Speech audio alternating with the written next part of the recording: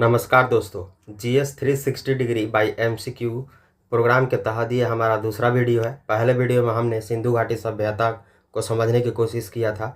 इस वीडियो में हम लोग भारतीय राज्य व्यवस्था के एक महत्वपूर्ण टॉपिक भारतीय संविधान की प्रस्तावना को MCQ के फॉर्मेट में समझेंगे। हम सही उत्तर तो जानेंगे ही, साथ ही साथ अन्य दिए गए विकल्पों का भी उचित व्याख्या करेंगे। अगर आप चैनल पर नए हैं तो सब्सक्राइब जरूर करें, अपने दोस्तों के साथ शेयर जरूर करें। समय की देरी किए बिना चलिए शुरुआत करते हैं। और पहला प्रश्न है कि निम्नलिखित उद्देश्यों में से कौन सा एक भारत के संविधान की प्रस्तावना में वर्णित नहीं है। ऐसा कौन सा उद्देश्य है जिसका वर्णन भारतीय संविधान की प्रस्तावना में नहीं है। तो भारत के संविधान की प्रस्तावना में आर्थिक स्वतंत्रता, ध्यान दीजिए, आर्थिक स्वतंत्रता वर्णित नहीं है, जबकि 5 प्रकार की स्वतंत्रताओं का उल्लेख किया गया है, जैसे विचार, अभिव्यक्ति, धर्म, विश्वास एवं उपासना। और 3 प्रकार की न्याय की बात की गई है, सामाजिक, आर्थिक, राजनीतिक, तथा 2 प्रकार की समानता, प्रतिष्ठा और अवसर का उल्लेख मिलता है। तो इसका आंसर हो जाएगा आर्थिक स्वतंत्रता।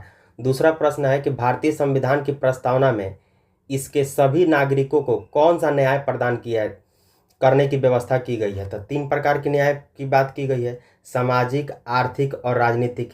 इसको शॉर्ट फॉर्म में SEP याद रखिए, सोशल, इकोनॉमिकल और पॉलिटिकल। तो डी हो जाएगा इसका आपका आंसर। आगे देखिए, भारतीय संविधान की उद्देशिका में कितने प्रकार की न्याय की बात की गई है। 3 प्रकार की न्याय की बात की गई है, अभी हम लोग देखे हैं। चौथा सवाल है कि निम्नलिखित मामलों में से किस में भारत की सर्वोच्च न्यायालय ने प्रस्तावना को भारतीय संविधान का भाग नहीं बताया था। नहीं बताया था, यहाँ ध्यान दीजिए। बेरुवारी केस में भारत के सर्वोच्च न्यायालय ने प्रस्तावना को भारतीय संविधान का भाग नहीं बताया, इसलिए यह न्यायालय में परिवर्तनीय नहीं है, यानी इसके लिए आप न्यायालय नहीं जा सकते हैं। इसमें लिखे गए बातों को लागू कराने के लिए आप न्यायालय नहीं जा सकते हैं। किंतु केशवानंद भारती वाद, जो बहुत ही फेमस है, 1973 में उच्चतम न्यायालय ने प्रस्तावना को भारतीय संविधान का हिस्सा माना था। तो इसमें आपका आंसर हो जाएगा बी। 5वां सवाल कहता है कि किस विवाद के फैसले में सर्वोच्च न्यायालय ने सर्वप्रथम घोषित किया कि उद्देशिका संविधान का हिस्सा नहीं है। यहाँ भी पूछ रहा है कि नहीं है, तो सेम ही है, इसका भी बेरुबारी हो जाएगा। 6 नंबर सवाल देखते हैं, संविधान की प्रस्तावना का विधिक स्वरूप क्या है। विधिक स्वरूप पूछ रहा है, तो संविधान की प्रस्तावना का विधिक स्वरूप यह है कि वह लागू नहीं किया जा सकता है। सर्वोच्च न्यायालय ने बेरुबारी वाद 1960 में प्रस्तावना को संविधान का अंग नहीं माना था, परंतु केशवानंद भारती वाद 1973 में प्रस्तावना को संविधान का अभिन्न अंग माना था। अतः स्पष्ट है कि प्रस्तावना या उसके किसी भी भाग को विधिक रूप से न्यायालय में परिवर्तित नहीं किया जा सकता है। तो इसका आंसर आपका बी हो जाएगा। 7वां नंबर सवाल देखिए, कथन और कारण के फॉर्मेट में दिया हुआ है। कहता है कि भारत का संविधान सबसे अधिक लंबा हो गया है। मौलिक अधिकारों का अध्ययन अमेरिकन संविधान के मॉडल से लिया गया है। इसमें कहने का मतलब यह है कि अमेरिका के संविधान से हम लोग मौलिक अधिकार लिए हैं, इसलिए भारतीय संविधान बहुत लंबा हो गया है। तो ऐसा बात नहीं है, ए और दो दोनों सही है, लेकिन जो कारण है वो कथन की पुष्टि नहीं करता है। तो इसका आंसर बी हो जाएगा। 8वां नंबर सवाल है कि निम्नलिखित में से किस एक का भारतीय संविधान की प्रस्तावना में उल्लेखित नहीं है। तो संप्रभु का है, ये है, गणतंत्र का है, समाजवाद का है, संघात्मक का नहीं है। तो आपका आंसर डी हो जाएगा। 9 नंबर सवाल कहता है कि किस वर्ष में भारत के संविधान की प्रस्तावना में 2 शब्द समाजवादी एवं पंथ निरपेक्ष जोड़े गए। तो 1976 में जोड़ा गया था। 10वां नंबर सवाल कहता है कि भारत की संविधान के 42वें संशोधन द्वारा प्रस्तावना में जोड़ा गया था, क्या जोड़ा गया था। तो समाजवाद और धर्मनिरपेक्ष, गणतंत्रात्मक, ये पहले से ही था। आगे बढ़ते हैं, 11 नंबर सवाल देखते हैं कि 11 नंबर सवाल क्या कहता है। कहता है कि ये 2 शब्द धर्मनिरपेक्ष और समाजवादी प्रस्तावना में जोड़े गए, ये कौन से संविधान संशोधन था। तब 42वां संविधान संशोधन 1976 में जोड़ा गया था। 12 नंबर सवाल है कि 26 नवंबर 1949 को अंगीकृत भारतीय संविधान की प्रस्तावना में शब्द सम्मिलित नहीं थे। कौन से सम्मिलित नहीं थे। तो समाजवाद सम्मिलित नहीं था, अखंडता सम्मिलित नहीं था और पंथ नहीं। स, अ और प ये नहीं थे। ये 42वां संविधान संशोधन 1976 में जोड़ा गया था। आपका 1 2 3 हो जाएगा, ए हो जाएगा आंसर। 13 नंबर सवाल देखते हैं। इसमें कहता है कि भारत के संविधान में संबंधित निम्नलिखित कथनों पर विचार कीजिए। पहला कह रहा है कि संपूर्ण शक्ति का मूलभूत स्रोत जनता है, भारतीय संघ राज्यों की कृति है, लोग संविधान के अंतर्गत सामाजिक, आर्थिक और राजनीतिक न्याय का उपभोग कर सकते हैं। 3 प्रकार के न्याय की बात किया है। संविधान सब लोगों को प्रतिष्ठा तथा अवसर की समानता के लिए आश्वस्त करता है। तो इसमें से कौन सा सही है? तो 1, 3 और 4 सही है। 1 सही है, 3 सही है और 4 सही है। तो सी ऑप्शन हो जाएगा। 2 सही नहीं है। 2 सही नहीं है क्योंकि भारतीय संघ राज्यों की कृति नहीं बल्कि राज्य संघ की कृति है। भारतीय संघ किसी समझौता का परिणाम नहीं है, इसलिए भारतीय संघ के संदर्भ में कहा जाता है कि यह विनाशी राज्यों का अविनाशी संघ है। अब 14 नंबर सवाल देखते हैं। इसमें कहता है कि भारत के संविधान की प्रस्तावना में कितने प्रकार की न्याय, कितनी प्रकार की स्वतंत्रता, कितने प्रकार की समानता और कितने प्रकार के भ्रातृत्व का उल्लेख किया गया है? तो 3 प्रकार के न्याय की बात की गई है। न्याय 3 प्रकार का, स्वतंत्रता 5 प्रकार की। तो 3 और 5 जहां दिखाई दे रहा है, ए हो जाएगा इसका आंसर। आप देख लीजिए 3 प्रकार की न्याय कौन कौन सी है? सामाजिक, आर्थिक, राजनीतिक न्याय। 5 प्रकार की स्वतंत्रता कौन सी है? विचार, अभिव्यक्ति, धर्म, विश्वास व उपासना की स्वतंत्रता। और 2 समानता क्या है? प्रतिष्ठा और अवसर। और भ्रातृत्व क्या है? बंधुत्व, फ्रेटर्निटी। 15 नंबर सवाल कहता है कि भारत के संविधान की उद्देशिका में कितने प्रकार के न्याय की बात की गई है? तो 3 प्रकार के न्याय की बात की गई है। 16 नंबर सवाल में कहता है कि भारतीय संविधान की प्रस्तावना में प्रयुक्त न्याय शब्द अभिव्यक्त करता है, क्या करता है? तो सामाजिक, आर्थिक और राजनीतिक न्याय की बात करता है। लीगल जस्टिस की नहीं, डिस्ट्रीब्यूटिव जस्टिस की बात करता है। 17 नंबर सवाल है कि निम्नलिखित में से कौन भारतीय संविधान की प्रस्तावना में उल्लेखित नहीं है? धार्मिक न्याय, क्योंकि न्याय 3 प्रकार की है, सामाजिक, आर्थिक, राजनीतिक। तो तीनों हो गया, डी नहीं है। 18 नंबर प्रश्न करता है भारत के संविधान के आमुख का लक्ष्य उसके सभी नागरिकों के लिए सुनिश्चित करना है, क्या चीज? सामाजिक, आर्थिक न्याय करना ही है, विचार और अभिव्यक्ति की स्वतंत्रता ये भी करना है, अवसर की समानता और व्यक्ति की प्रतिष्ठा। तो डी हो जाएगा। 19 नंबर सवाल करता है कि भारत की प्रस्तावना सभी भारतीय नागरिकों को निम्न में से कौन सा एक उपलब्ध कराने के लिए बाध्य नहीं है? तो पूजा की समानता कराने के लिए बाध्य नहीं है। ऑप्शन डी आपका सही उत्तर हो जाएगा। 20 नंबर सवाल देखते हैं कि क्या कह रहा है। 20 नंबर सवाल कहता है कि भारत के संविधान की प्रस्तावना में समानता प्रावधान है, किस चीज से समानता? तो प्रतिष्ठा और अवसर के, वेतन का नहीं। तो 1 गलत हो जाएगा, 2 और 3 सही हो जाएगा। 21 नंबर सवाल कह रहा है कि भारतीय संविधान की प्रस्तावना में कितने प्रकार की स्वतंत्रता की बात की गई है? तो 5 प्रकार के। पीछे भी इस तरह के सवाल हम लोग देखें। 22 नंबर सवाल कह रहा है कि निम्नलिखित में से कौन सा एक भारत के संविधान की प्रस्तावना का भाग नहीं है? तो योजनाबद्ध विकास भारत की संविधान की प्रस्तावना का हिस्सा नहीं है। 23 नंबर सवाल कहता है कि भारत की संप्रभुता के संबंध में निम्नलिखित में से कौन सा कथन सही है? भारत राष्ट्रमंडल का सदस्य है और 2 राष्ट्रमंडल की सदस्यता के कारण भारत की संप्रभुता कम हो जाती है। और नीचे दिए गए कुटों में से सही का चुनना है, तो केवल 1 सही है, दूसरा कथन जो है गलत है। संप्रभु शब्द का आशय है कि भारत ना तो किसी अन्य देश पर निर्भर है और ना ही किसी अन्य देश का डोमिनियन है, उसके ऊपर और कोई शक्ति नहीं है, यह अपने आंतरिक और बाह्य मामले में स्वतंत्र है। जैसे भारत को अपने नागरिकों के लिए कौन सा कानून बनाना है, किसी अन्य देश के साथ कैसा संबंध रखना है, ये कोई दूसरा देश हमें नहीं बताएगा।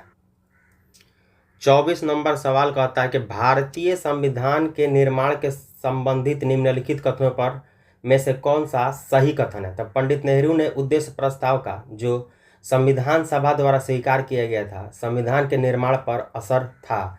एकदम सही है ये कथन, क्योंकि संविधान सभा में ही नेहरू जी के द्वारा इस प्रस्ताव को लेकर आया गया था। 2 नंबर है कि उद्देशिका बहुत महत्वपूर्ण उद्देश्यों की पूर्ति करता है, ये भी कथन सही है।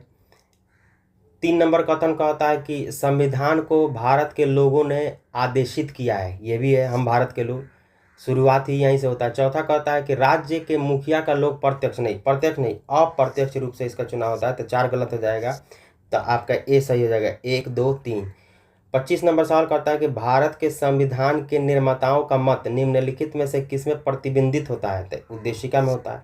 26 नंबर सवाल है कि निम्नलिखित में से कौन एक भारतीय संविधान के उद्देश्यों को प्रतिबिंबित करता है? तो भारतीय संविधान की प्रस्तावना। मौलिक अधिकार नहीं होगा इसमें, नीति निर्देशक तत्व नहीं होगा, संसद नहीं होगा।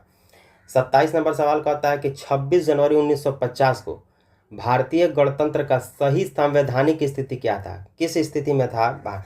तो संपूर्ण प्रभुत्व संपन्न लोकतंत्र गणराज्य के रूप में था।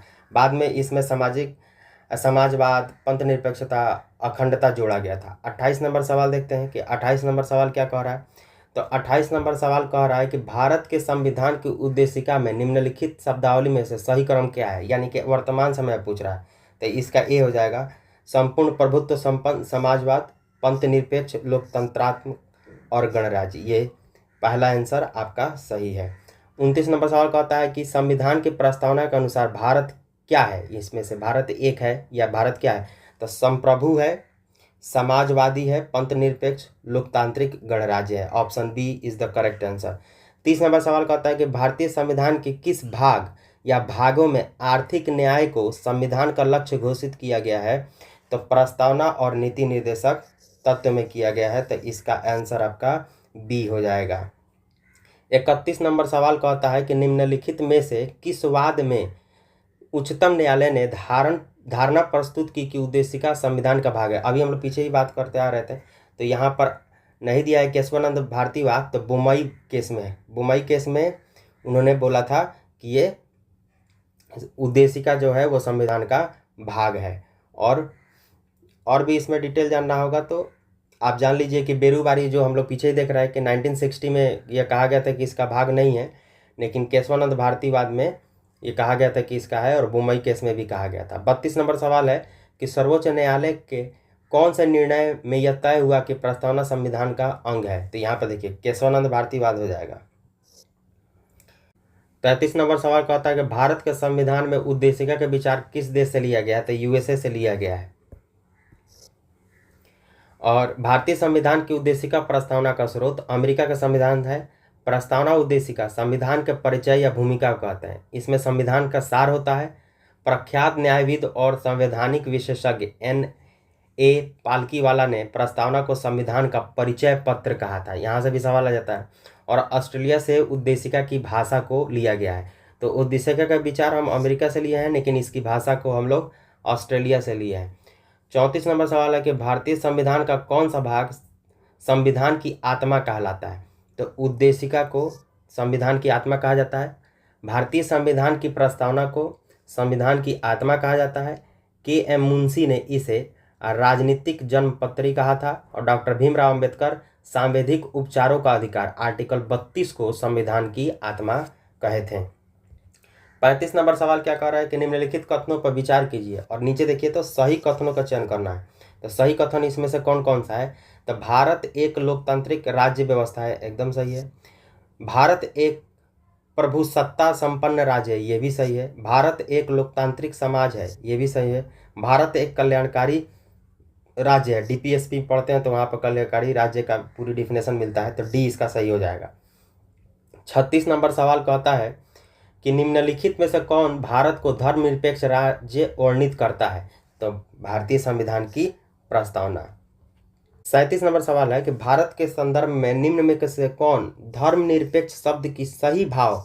तो सही भाव धर्मनिरपेक्ष का मतलब हो गया राज्य का कोई अपना धर्म नहीं होगा, तो इसका आंसर डी हो जाएगा। 38 नंबर सवाल है कि निम्न में से किसे धर्मनिरपेक्ष राज्य कहा जाएगा?